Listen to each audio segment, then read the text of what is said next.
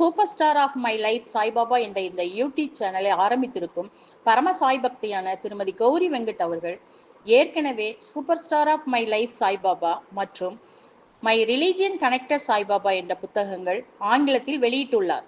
சமீபத்தில் super star of my life சாய்பாபாவின் தமிழாக்கமான என் வாழ்வின் சூப்பர் ஸ்டார் சாய்பாபா என்ற புத்தகமும் துவாரகா மாய் என்ற புத்தகமும் வெளியிட்டுள்ளார். இவருக்கு super star of my life Saibaba என்ற ஆங்கில புத்தகத்திற்கு 3 அவார்டுகள் பாபாவின் அருளால் பெற்றுள்ளார். இந்த சேனலை கௌரி வெங்கட்டுடன் பாபாவை ரசிப்போம், பாபாவின் அருள் பெறுவோம். சாய்ராம் சாய்ராம் சாய்ராம்.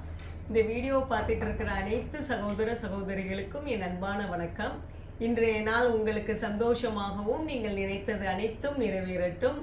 உங்களுடைய இஷ்ட தெய்வம், உங்களுடைய குலதெய்வம் மற்றும் நம் பாபாவின் அருள் உங்களுக்கு பரிபூரணமாக கிடைக்கட்டும்.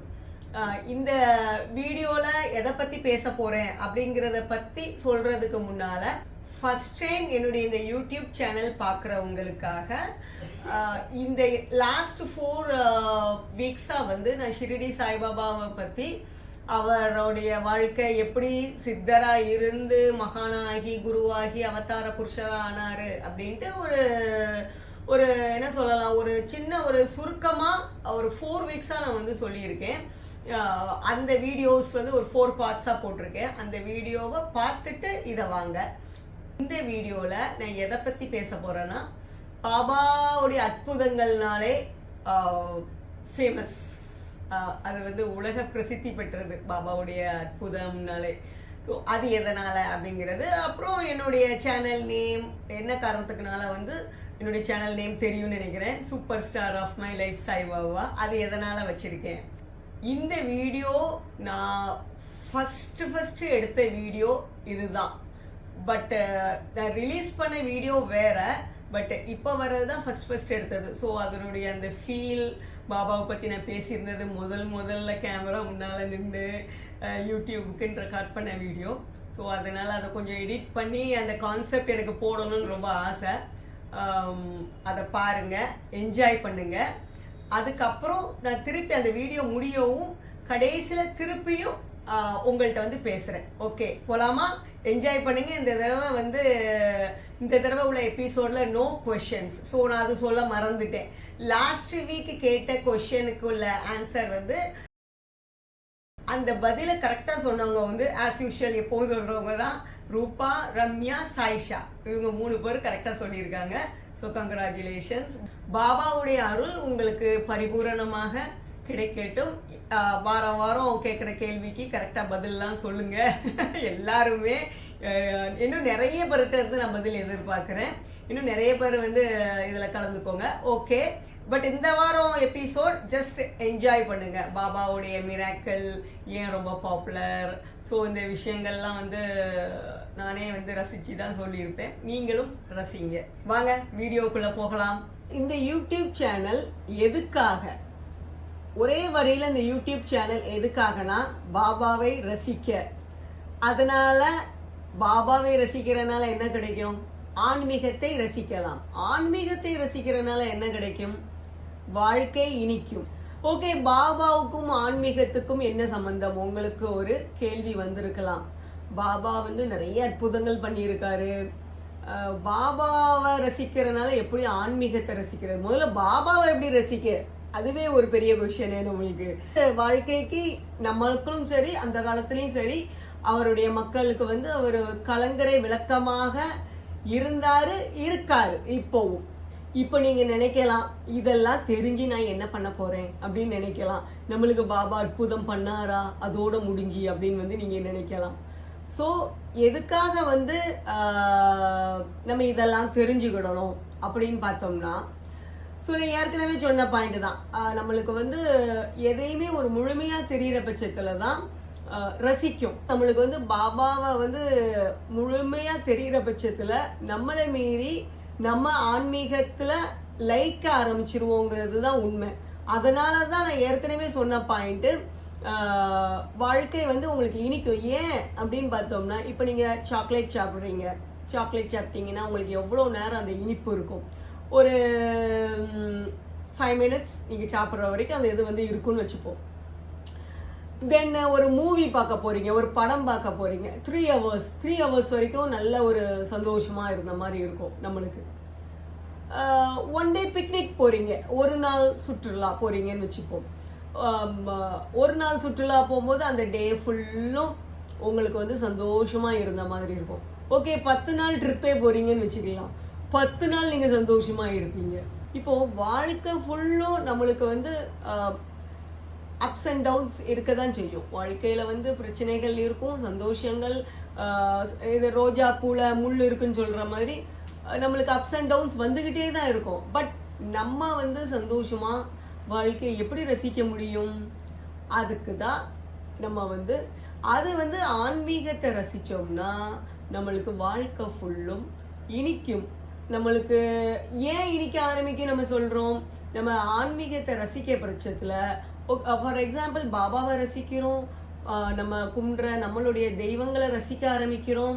இப்படி ரசிக்கிற பட்சத்தில் நம்மளுக்கு வந்து ஒரு நம்பிக்கை கிடைக்குது, வாழ்க்கையை எதிர்கொள்ளும் தைரியம், நம்பிக்கை, வேற என்ன சொல்லலாம், என்னென்ன நம்மளை பொறுத்த வரைக்கும் அது நம்மளுக்கு கடவுள் நம்ம கூட இருக்காரு அப்படிங்கிற ஒரு ஒரு புரிதல் நம்மளுக்கு கிடைக்க ஆரம்பிக்கும். ஸோ இந்த உணர்வுகள் நம்மளுக்கு வர்ற பட்சத்தில் ஆட்டோமேட்டிக்கலி நம்மளுக்கு வந்து வாழ்க்கையில் வந்து நம்மளுக்கு வாழ்க்கை வந்து ரசிக்க ஆரம்பிக்கும்.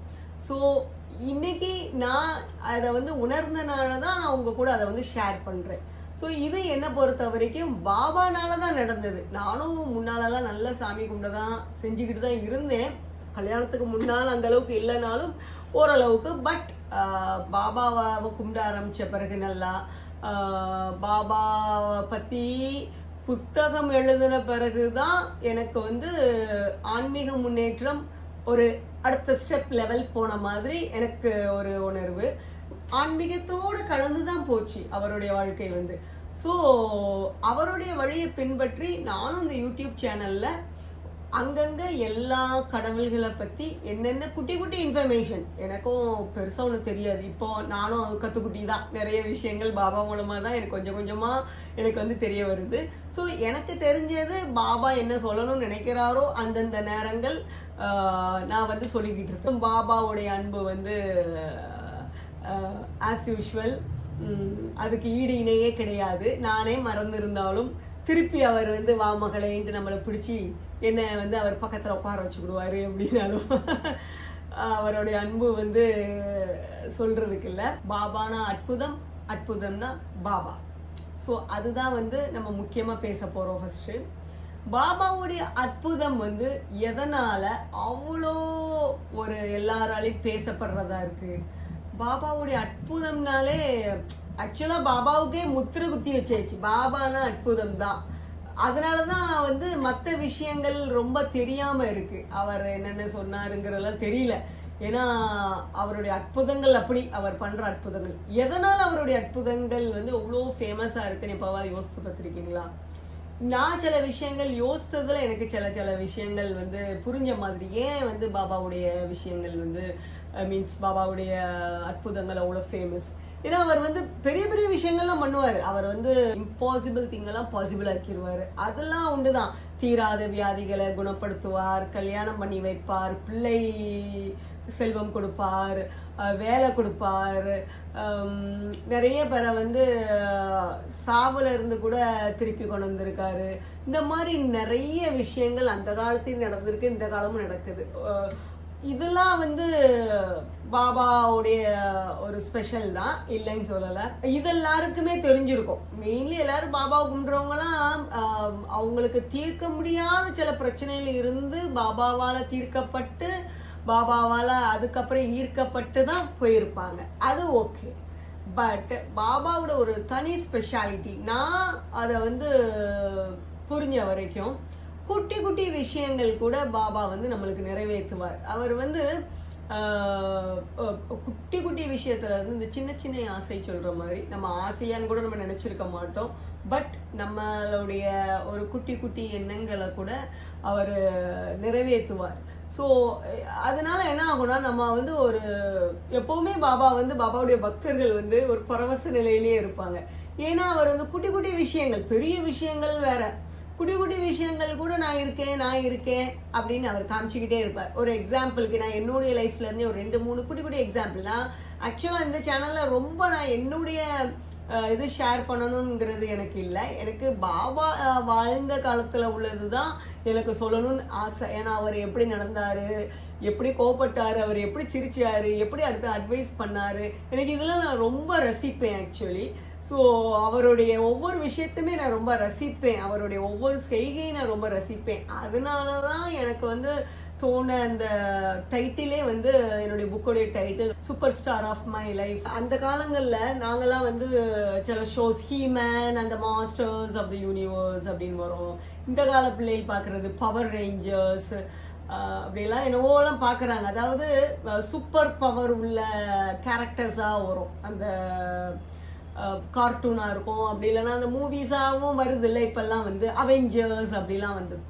ஸோ அதெல்லாம் வந்து ஒரு மாதிரி எல்லாரும் பிரமிப்பாக பார்ப்பாங்க. சூப்பர் பவர் உள்ளவங்க அப்படியே ஒரு பிரச்சனைனா அப்படியே வந்து காப்பாற்றுறது பண்ணுறது அப்படிலாம். ஆனால் உண்மையாகவே பாபா அப்படிதான்.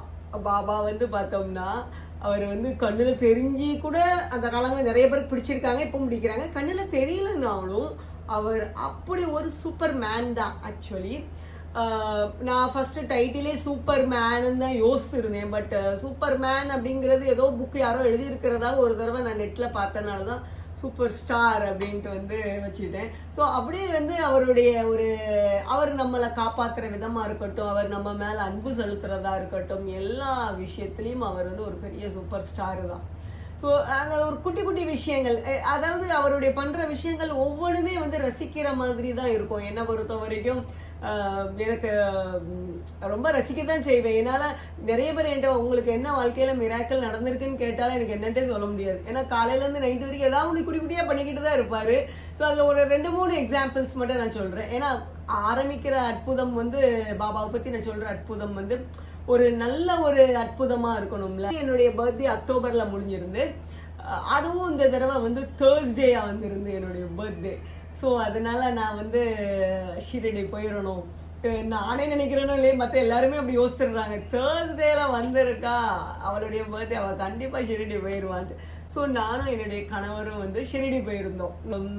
நாங்கள் தரிசனம்லாம் பண்ணி முடிச்சுட்டு அங்கே உள்ளே வந்து ஷிரடி கோயிலுக்குள்ளே வந்து சாய்பாபா தரிசனம்லாம் முடிச்சுட்டு நான் மட்டும் கோயிலுக்குள்ளே வந்து சாய் சத்சரித்ரா பாராயணம் உண்டு. சாய் சத்சரித்ராங்கிறது இந்த பாபாவை பற்றி உள்ள புக். இந்த புக்கு இது வந்து ஸ்ரீ சாய் சத்சரித்ரா வந்து பாபாவை பற்றின உள்ள வாழ்க்கை வரலாறு. இதை பற்றி நான் அப்புறம் டீட்டெயிலாக சொல்கிறேன், இந்த புக்கு ஏன் அவ்வளோ முக்கியம் அப்படிங்கிறது.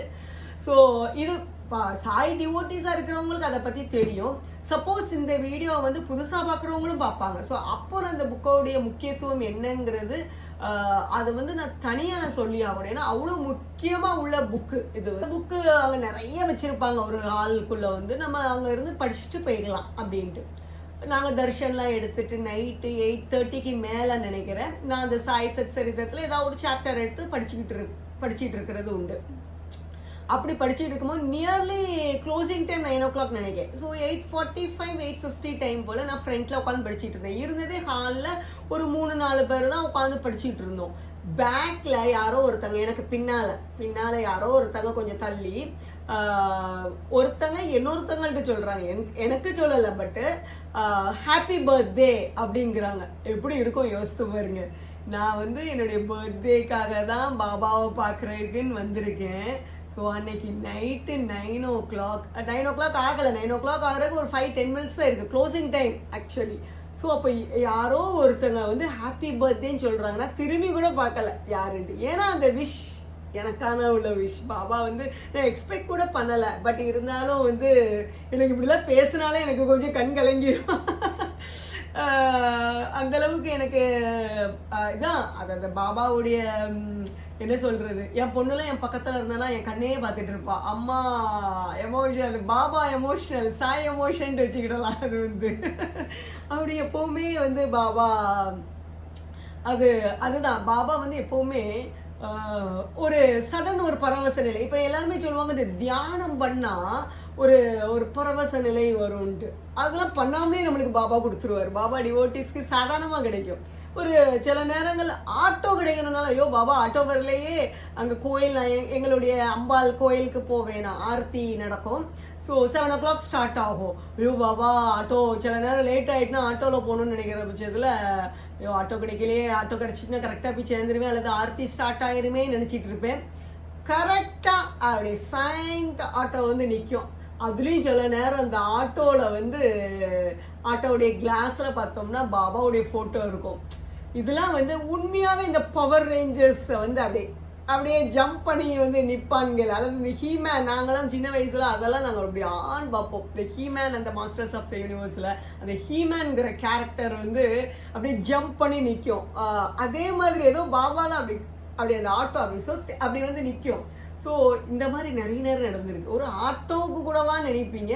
ஸோ அதுதான் பாபா. பாபா வந்து ஒரு குட்டி குட்டி விஷயங்கள் கூட அவர் வந்து எல்லாருக்கிட்டையுமே அன்பு, அது மெயின்லி அவருடைய அற்புதமாக நம்ம நினைக்கிறதுக்கு காரணம், அவர் வந்து நம்மளை ஒரு தாய் போல காப்பாற்றுறாருன்னு சொல்லலாம். தாய் கொடுக்குற அன்பு. ஸோ நார்மலாக எல்லா மகான்களும் அன்பு செலுத்த தான் செய்வாங்க, நான் இல்லைன்னு சொல்லலை. பட் இவரோட இடத்துல வந்து ஒரு பாசம் கலந்து இருக்குதோ அப்படின்ட்டு வந்து நான் நினைப்பேன். நம்ம இந்த மகா பெரியவாலாம் சொல்லுவாங்க, எனக்கு மகா பெரியவா கூட ரொம்ப பிடிக்கும்.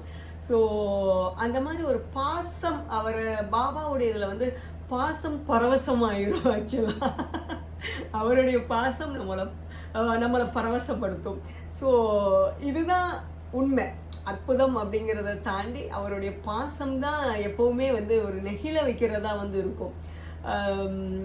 ஓகே, இது இப்படி குட்டி குட்டி பெரிய விஷயங்களும் பண்ணியிருக்காரு. பெரிய விஷயங்கள் பண்ணியிருக்கிறனால தான் நான் இன்னைக்கு இந்த யூடியூப் சேனல் ஆரம்பிக்கேன். நான் வந்து ஒரு ரசிக்கிற மாதிரி உள்ள குட்டி குட்டி விஷயங்கள் தான் எனக்கு சொல்ல ஆசைப்படுறேன். ஏன்னா நான் ஏற்கனவே சொன்ன மாதிரி அவர் வாழ்ந்த காலத்தில் நடந்த அற்புதங்கள் ஷேர் பண்ணணும் தான் எனக்கு ரொம்ப ஆசையே தவிர என்னுடையது ரொம்ப சொல்லணும்னு இல்லை. இது வந்து இந்த ஆட்டோ ஹாப்பி பர்த்டே அதெல்லாம் வேற.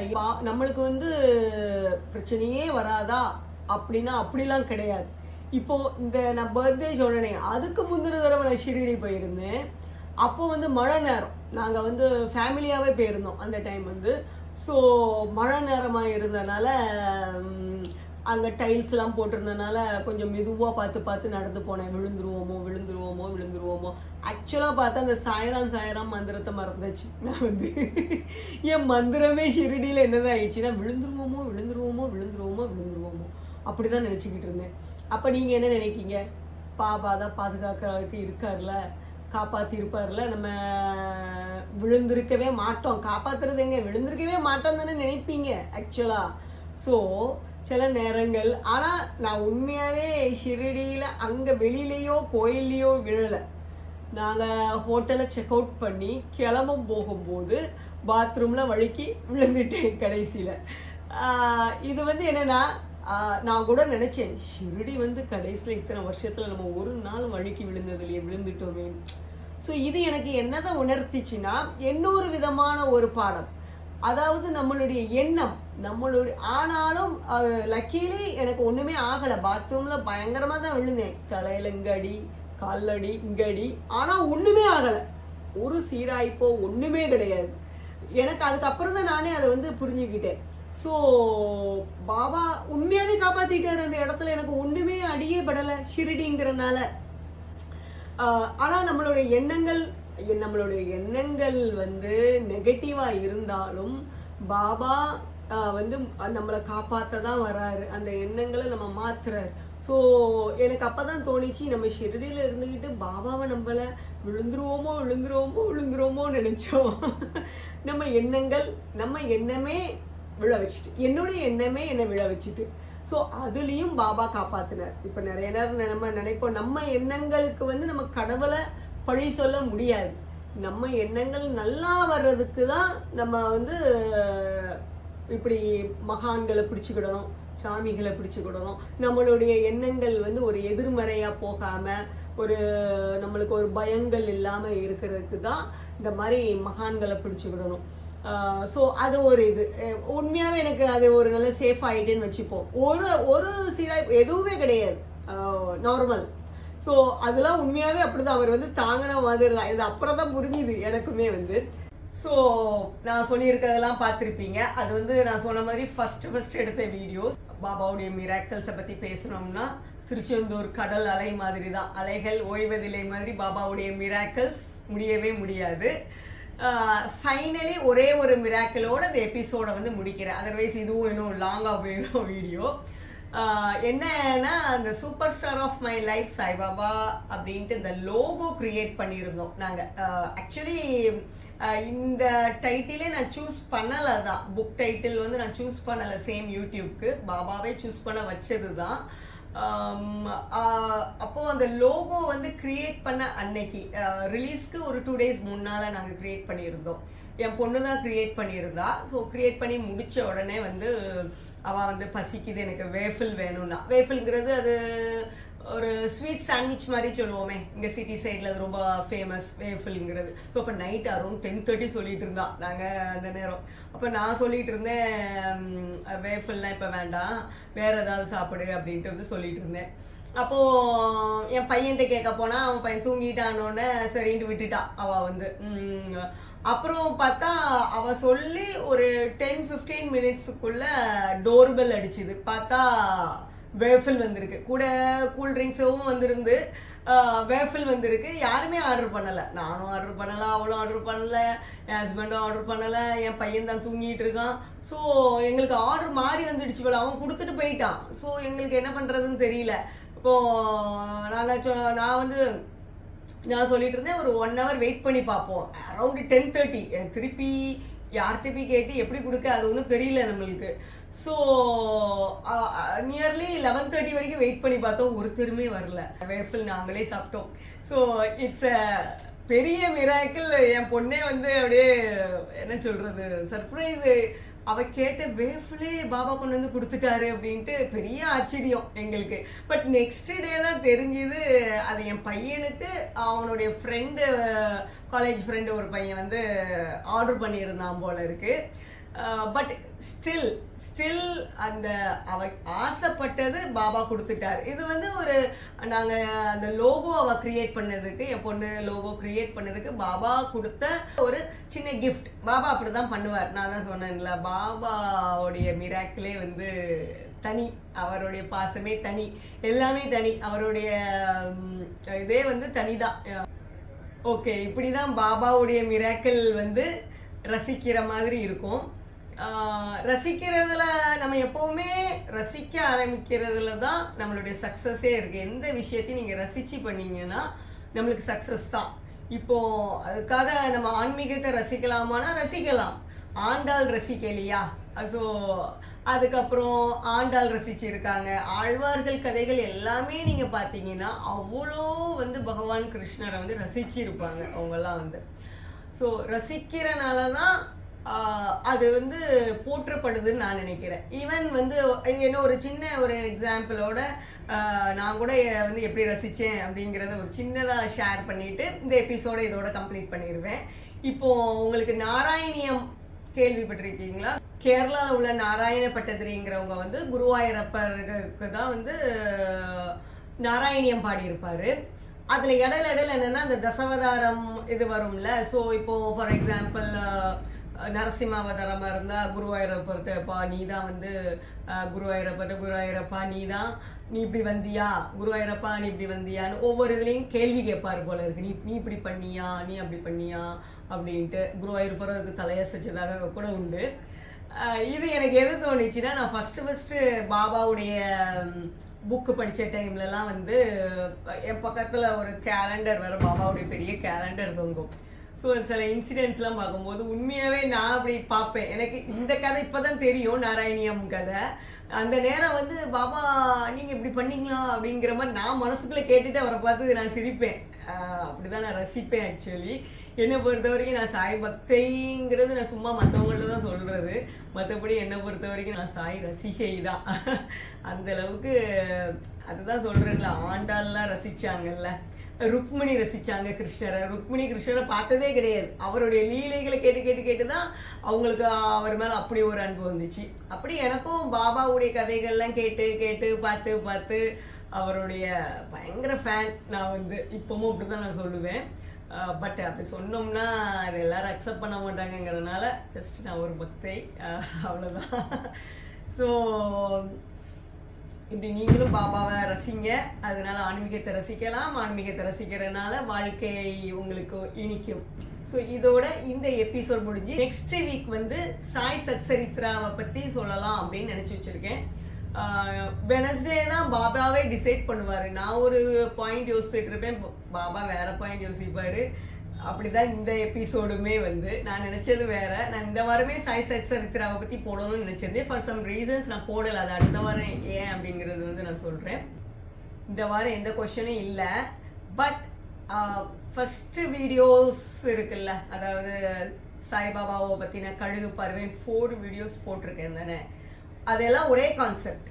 ஸோ அந்த 4 வீடியோஸையும் பார்த்து பெஸ்ட் கமெண்ட் யார் கொடுக்குறாங்களோ, கமெண்ட் பாக்ஸில் இல்லை, நிறைய lines, at least more than 5 lines போல், 5-10 லைன்ஸ் போல், இங்கிலீஷ் ஆர் தமிழ் எது உங்களுக்கு கம்ஃபர்டபுளாக இருக்கோ அது நீங்கள் வந்து கொடுங்க. என்னுடைய இமெயில் ஐடியும் இன்ஸ்டாவுடைய ஐடியும் மென்ஷன் பண்ணுறேன். அதில் உங்களுக்கு எது வந்து கம்ஃபர்டபுளாக இருக்கோ அதில் அனுப்பலாம். வாய்ஸ் மெசேஜும் அனுப்பி விடலாம், இன்ஸ்டா அதர்வைஸ் இமெயிலே, not in comment box. So பெஸ்ட்டாக இருக்கிறத வந்து நான் பெஸ்ட்டுங்கிறத விட ஓரளவுக்கு இப்போ வியூவர்ஸ் வந்து கம்மியாக இருக்கிறதுனால எத்தனை பேர் போடுறீங்களோ அத்தனை பேரோடையும் நான் டிஸ்பிளே பண்ணுவேன். அதுக்கப்புறம் suppose there is a chance prize கூட கொடுக்கலாம், ஏதாவது ஒரு சின்ன கிஃப்ட் அனுப்பணும்னு கூட நான் நினைக்க தான் செய்கிறேன்.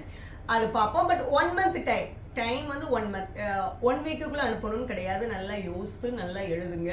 இது பாபாவை பற்றி உங்களுக்கும் யோசிக்கிறதுக்கு டைம். பாபாவை பற்றி திருப்பி நீங்கள் பார்க்கலாம். பாபாவே உங்கள் கூட வந்து இருப்பார் அந்த நேரம். அவங்களுக்கான ஒரு சின்ன அசைன்மெண்ட்டுன்னு கூட வைக்கலாம். ஃபஸ்ட்டு இங்கிலீஷ் புக்கான super star of my life Sai Baba, even Tamil டிரான்ஸ்லேஷன்லையுமே fill in the blanks, match the following, crossword puzzle, இது எல்லாமே உண்டு. உங்களுக்கு 1 month டைம் இருக்குது. நல்லா யோசித்து நல்ல அந்த பாபாவுடைய வாழ்க்கையை பற்றி உங்களுக்கு என்ன புரிஞ்சுது, ஸோ என்ன ஃபீல் பண்ணுறீங்க அப்படிங்கிறது அந்த 4 வீடியோஸை பார்த்து கமெண்ட் கொடுங்க. Okay, waiting for your comments. Next week Sai சத்சரித்ராவை பற்றி பேசலாம் அப்படின்ட்டு இன்னைக்கு யோசித்திருக்கேன். நெக்ஸ்ட் வீக் பாபா என்ன யோசிக்கிறாருங்கிறது பார்ப்போம். சாய்ராம் சாய்ராம் சாய்ராம். இந்த சேனலை மறக்காமல் சப்ஸ்கிரைப் பண்ணுங்க.